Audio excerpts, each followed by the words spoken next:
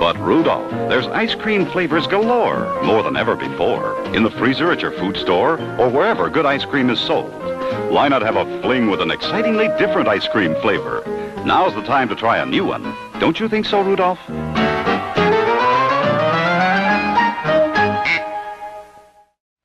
Said things are kind of dull in a small town. Who said that? Who said that? Let them come to Mayberry. They'll see. That ain't much of an invitation. Wasn't much of a thing to say. Folks, why don't you visit us in Mayberry?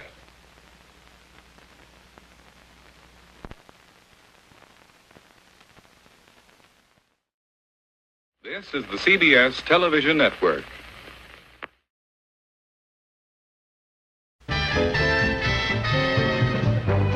This is Beverly Hills.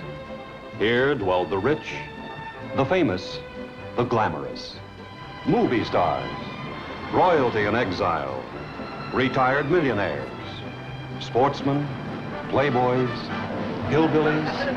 Hillbillies? Who are these people?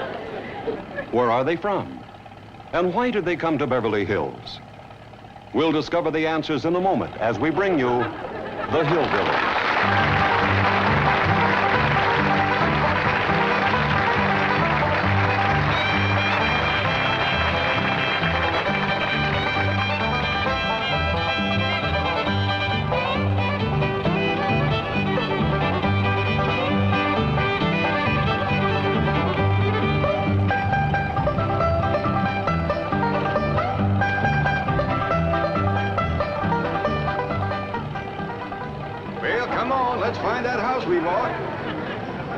House they bought? In Beverly Hills? Whoa, wait a minute, hold it. How could a bunch of hillbillies possibly buy a mansion like this? Let's take them back to their home in the Ozarks and see how this whole thing started.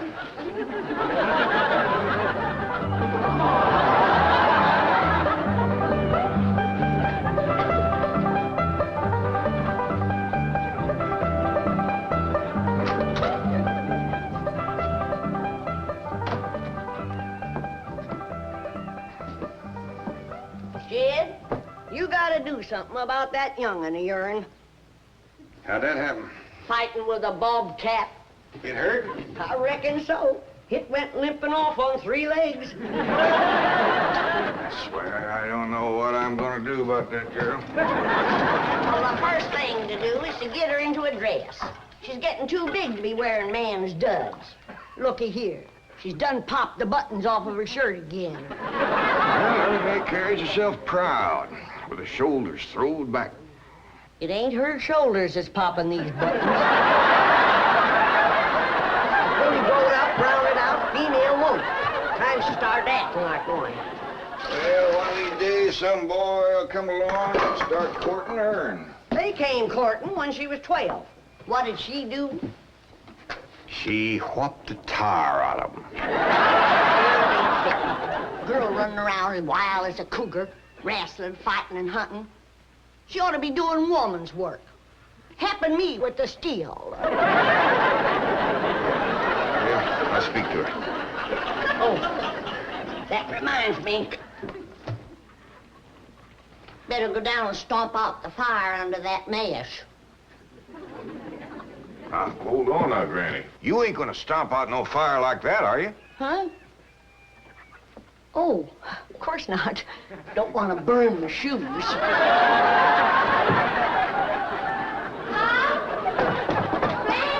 somebody open the door. Howdy, Pa. What you got there? Stranger, Where'd you get him? hit him with a rock. What for? He was skulking around down by the slough. Figured he might be a revenuer. He ain't no revenuer. Then can I keep him? Of course not. Well, I called him. That don't matter. Well, he won't be no trouble. I could keep him out in the smokehouse. Ellie Mae, you can't keep people like they were dogs and cats. Ooh, ooh, ooh, ee. Ow, ooh,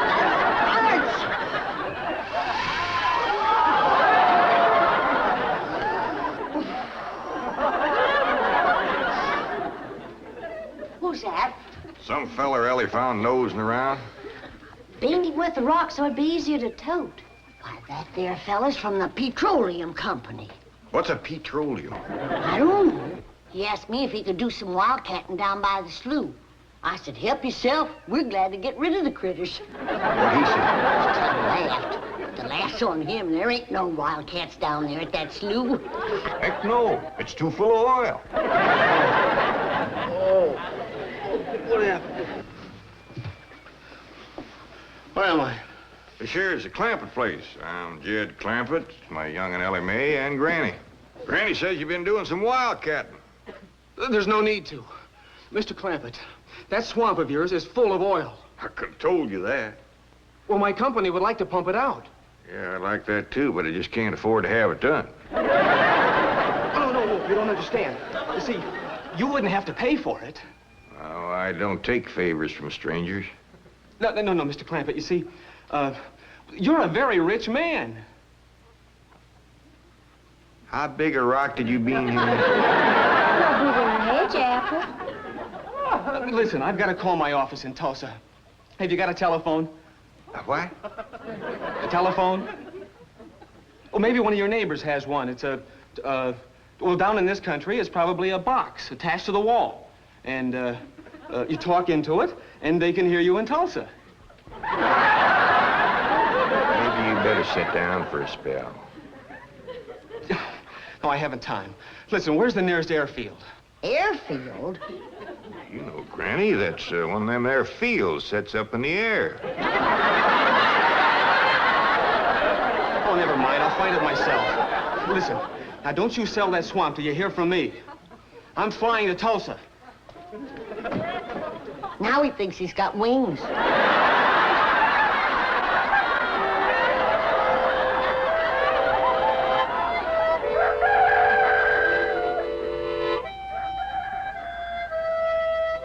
Morning, Granny. Watch them buttons, child. Granny!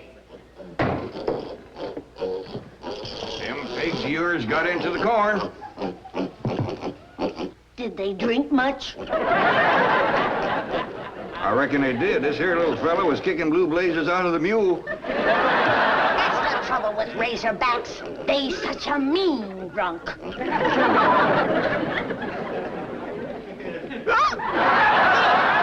wouldn't happen if you'd stay in the house where you belong.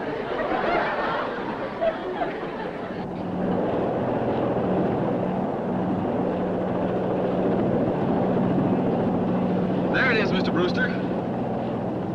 On the tests and surveys, I'd say that's going to be one of the richest pools since East Texas. News like this is bound to get out. Let's go down and get Clampett's name on a deal. Where's the gun? Where's the gun? What's the matter? You want to see what just flew over Blueberry Ridge? What? The dad-blamed biggest bird you ever laid eyes on. Well, he just overrode Chicken Hawk. Chicken hawk, nothing. That thing could make off with a hog. Hurry up, put that gun together. No room to land near the cabin, Mr. Brewster. It's too rocky and hilly. Then let's get the sling ready to be lowered. Well, Mr. Brewster, that might be dangerous. Hang the danger. We're going to be the first oil company down there if it kills you. Yes, sir. Me? Don't worry. If it's safe, I'll follow you. Granny, I see it. There it is. Land of mercy, look at that. What you doing, Granny? That thing's only got one claw, but danged if it ain't grabbed up a man. Hurry, Po, it's my stranger. Where is it? Just flew over the house. I'll get it on t'other side.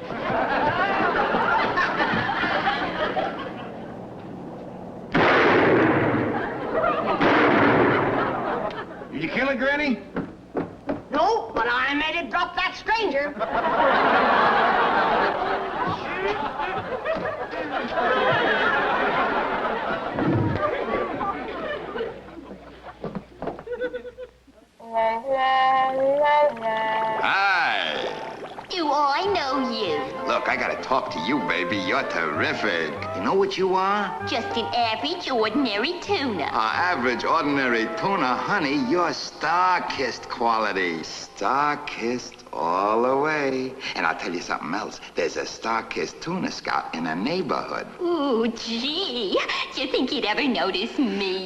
Confidentially, honey, I can arrange it. You just, swim along with me. Mother always said I was the star-kissed type, but I never dreamed. Yeah, sure. Just let's us take a little turn along the coral. Look!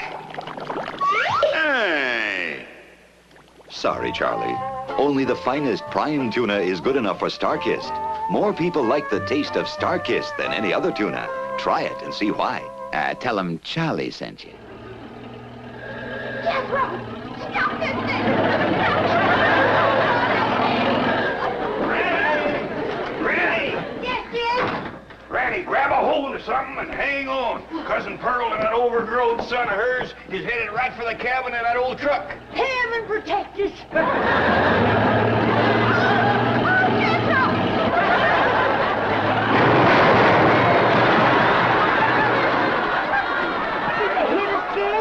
No, but I think they sure want the chicken house. Oh, Jed, I'm sure sorry about the chicken house, but nobody got hurt. Jethro, I told you to get rid of them worn-out brakes. I did, Ma. That's how come we ain't got none. Get on out and lift the chicken house back on its foundation. Jed, Ellie Mae came running over to my place, and she said you sold the swamp to some oil company. Well, yeah, I guess I did. What did they pay you for it? Well, he ain't paid me nothing yet. That Brewster fella said he'd bring the money later. Well, how much they going to pay you? Well, he said I'd depend some on how much oil they could pump out. Well, he must have mentioned some figure. What was it? Now, Pearl, you know that old swamp weren't worth shucks. Jed Clampett, you got slickered and you're ashamed to admit it. That's just what I told you. Granny, how much they gonna pay him? All right, I'll tell you. He said it runs somewhere between 25 and 100. 25 and 100? I know it don't sound like much, but Mr. Brewster seems to set great store by the fact he's gonna pay me in some new kind of dollar.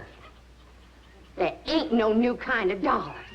Well, it's new to me. I've heard of gold dollars, silver dollars, paper dollars, but he said he's gonna pay me in, what do you call them, Granny? $1 million. Yeah.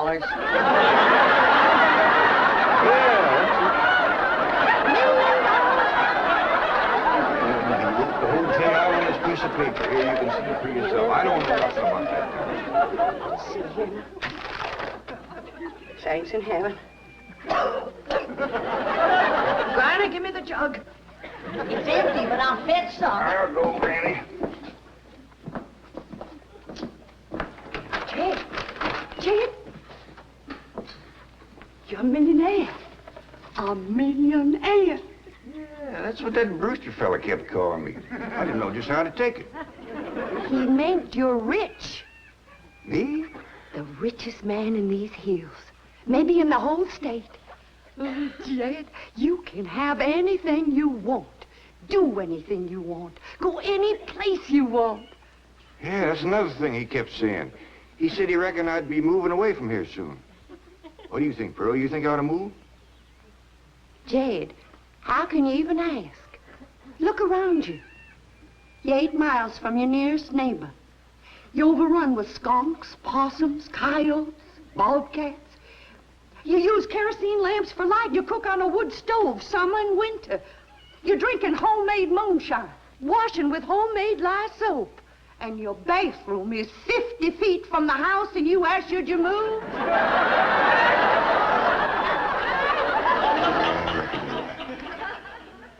Man, be a dang fool to leave all this.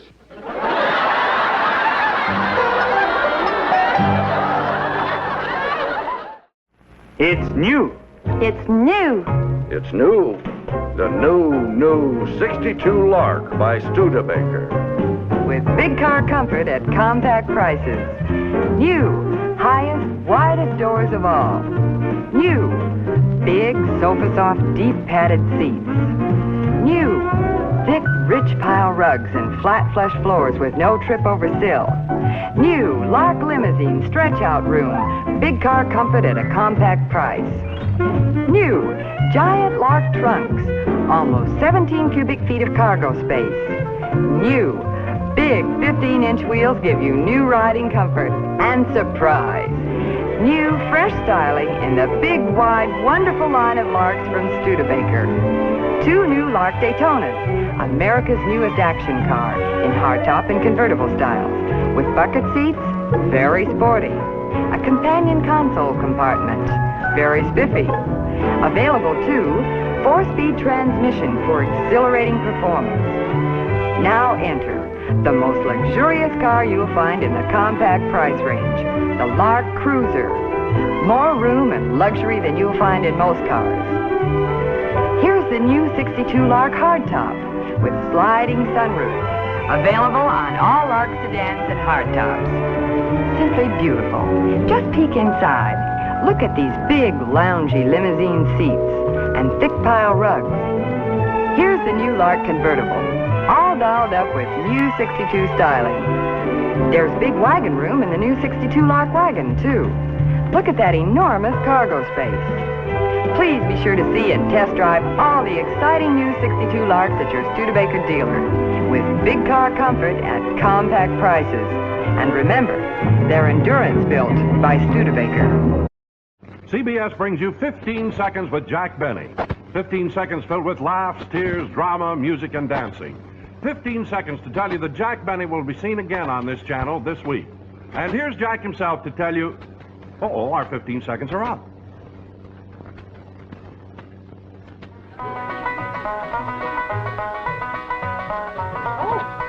There you are, Jed. You misunderstood me. I meant you should move away. And you know where I'd go if I was you? Where? California. California? Yes, sir. Beverly Hills, California. Jed, remember the time that your pa took us to Eureka Springs to see the movie picture? Yeah. Well, the actors that make them movie pictures live in Beverly Hills. Go on. Yes, sir. Well, doggies. Wouldn't that be something? Living in the same neck of the woods with Old Town Mick. It sure would. And we could come visit you. You know what else they say about California? What? It don't get cold out there.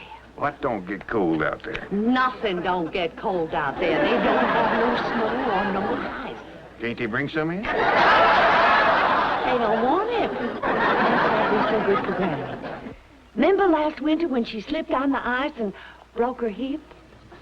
Yeah, poor old woman. She was limping for 2 days. Well,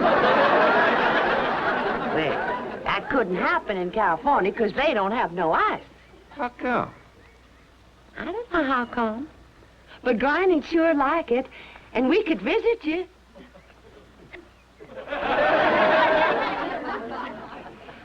You know what else they say about California? Maybe Jethro'd know how come there's no ice. He's going to school. We could ask you. Jethro?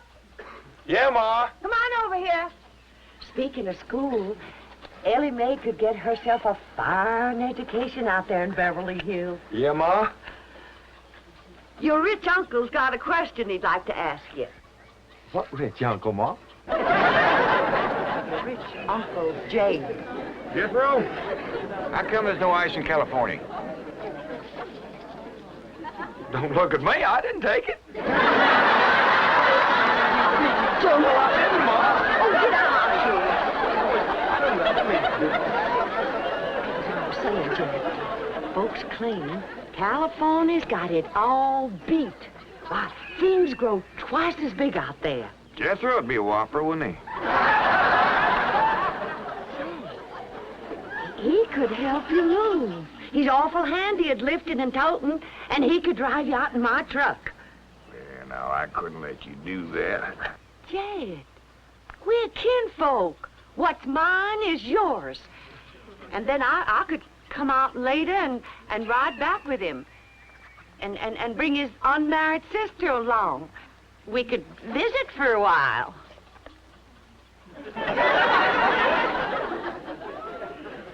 Jay, did I ever tell you about them oranges they grow out there? I tell you what, Pearl, I'm gonna have to study on this. When that Brewster fella comes back, I'll ask him what he thinks. Well, your cousin is right about that, Mr. Clampett. Beverly Hills is a choice residential area, and lots of millionaires do settle there. Folks like me, huh?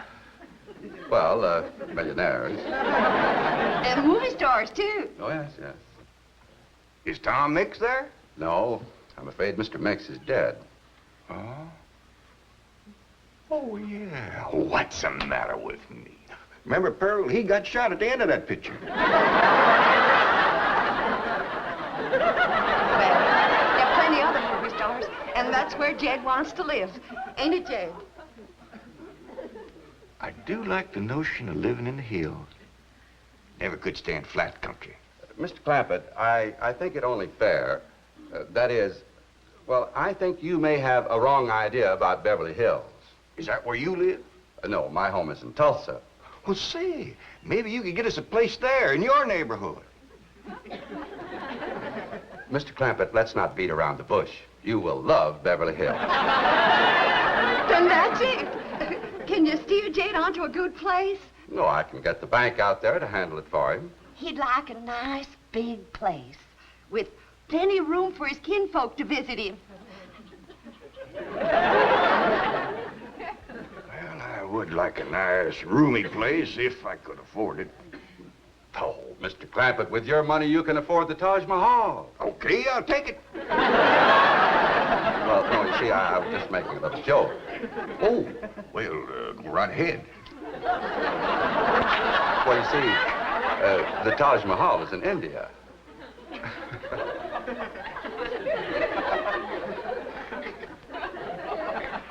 Mr. Brewster, you're a nice fella, but I've heard better jokes. Is the foreigner staying to supper? I'm ashamed to say I ain't asked him. How about it? Oh, I don't think so. Oh, no trouble. What you cooking tonight, Granny? Mustard greens and possum innards. You hear that, Mr. Brewster? Very clearly. Change in the moment? Not this time. Well, if you should happen to come back tomorrow, we'll be having leftovers. That's the thing about possum innards. He's just as good the second day.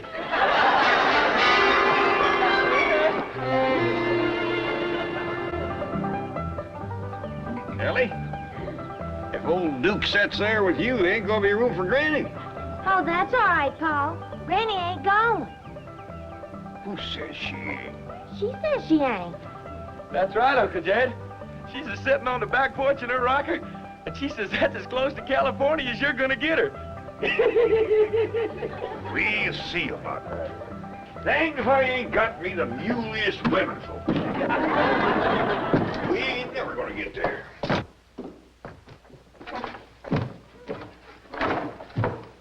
Now, what's all this nonsense about you ain't going to California? Ain't no nonsense to it. If the good Lord had wanted me in California, he'd have put me in California. Maybe he's just getting around to it. Book says he moves in mysterious ways. Well, if he moves me, I'll go. You and Big Jethro ain't a budging me. Granny, this here Beverly Hills sounds like the kind of place you'd like. That Brewster fella says they got smogs out there. What's a smog? Me and Jethro figured out that's a small hog. You heard the girls say they ain't got no snow out there. You could run your still year round. Run it the year round here. Yeah, but walking down through the snow to the still always makes you feel so miserable. I might feel miserable walking down. But the way I feel's coming back. Dang, nabbit, Granny. We've been planning and talking about this trip for days. You never said you wouldn't go. Never said I wouldn't either. But that Brewster feller has bought us a house in them Beverly Hills. He sent our $25 million to the bank out there. Well, you just chase on out after it. I'm staying right here. And I ain't afeared neither. Granny, I ain't leaving you here alone. And I ain't a budging out of this rocker.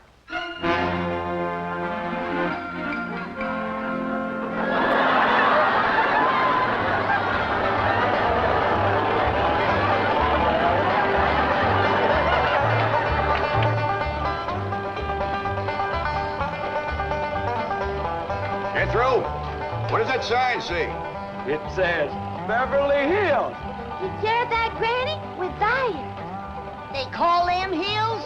Why, we got moles that can push up higher ridges than that. Well, leastways, these hills. We'll be among our kind of folks.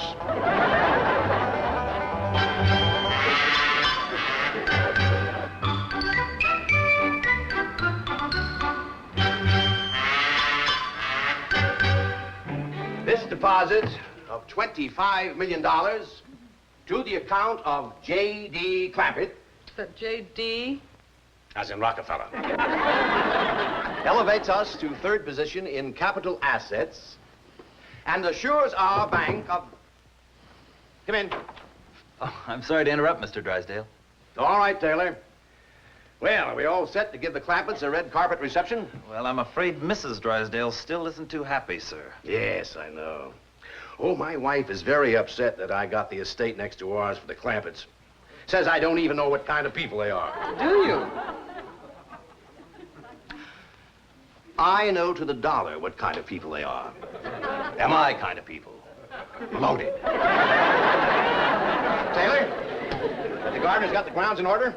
Yes, sir. But I'm afraid that's another thing your wife is upset about. Oh? Well, you see, your gardeners have been working on their lawn all week. Why, they've mowed it, trimmed it, fed it, clipped it. I don't care if they lather it and shave it. This is the most beautiful mansion in Beverly Hills.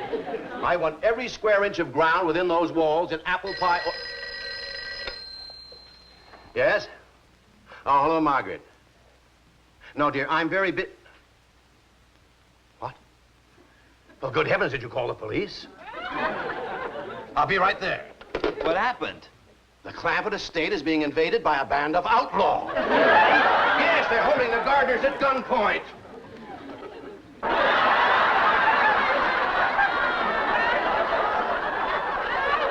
Sure is lucky we come along when we did. That's the truth. The way they were slipping through that gate, another 5 minutes and that whole darn prison would have been empty. Jethro, you sure that's a prison? Yeah, Uncle Ted. I seen pictures. Only thing is, how come there ain't no guards on them walls? Well, he probably done them in with them knives and things. These killers, if I ever did see any. Fine neighborhood we's moving into. You hear that? Hot diggity, there's bobcats in these hills. Them sirens! Somebody's calling the law. I reckon they's gonna be mighty grateful for what we done. Folks out here has got a strange way of showing they's grateful. Wonder what they done with Granny and Ellie Mae. I don't know.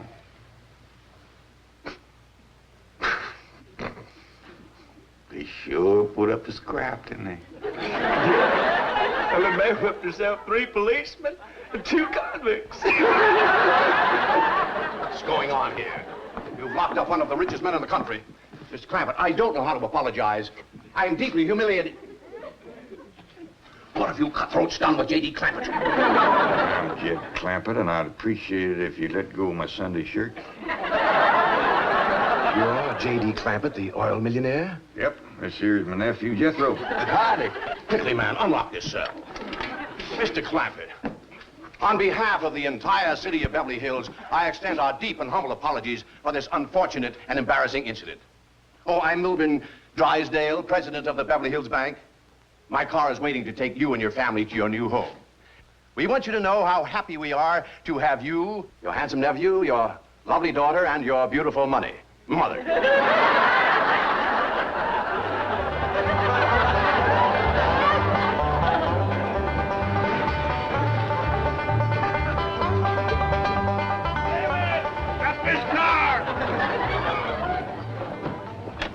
Mr. Drysdale, you tricked us. You just took us out of jail so you could bring us back up here to prison. Head for the hills, everybody! No,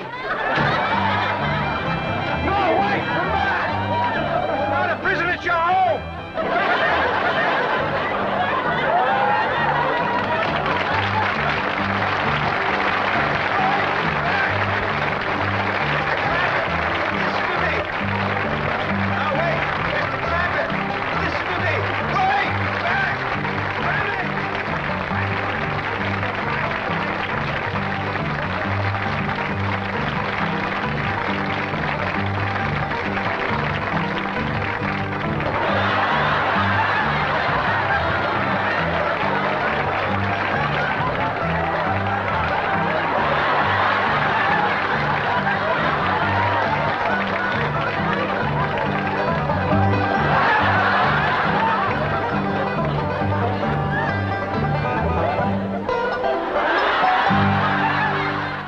The entertainment centers of the world come new stars to celebrate our fabulous 15th season on television. You'll be seeing top stars and exciting new acts from this country and around the world.